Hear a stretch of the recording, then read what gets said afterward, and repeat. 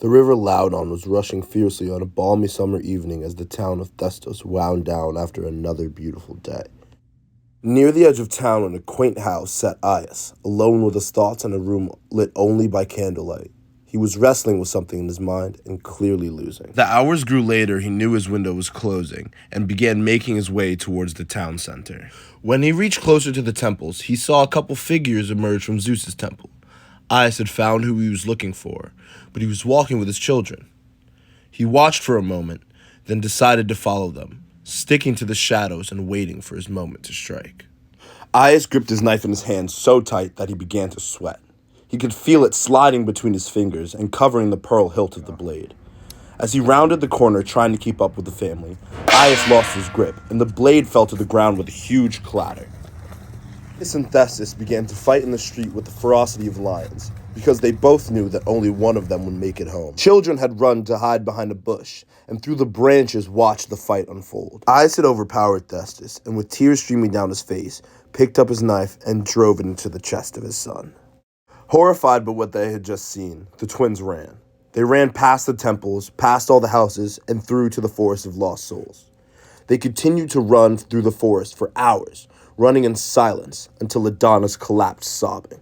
They spent the first night in the forest, and originally that's all it was supposed to be, but as morning rose, neither wanted nor knew how to get back home. Through the years the twins lived in the forest, they fashioned bows and became skilled hunters.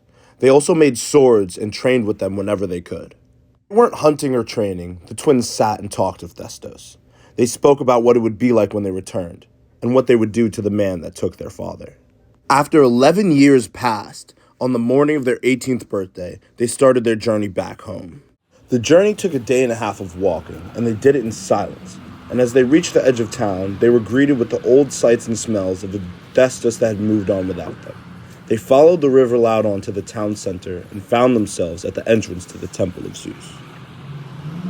From there, the twins walked silently through the town, not seeing a single soul as they made their way.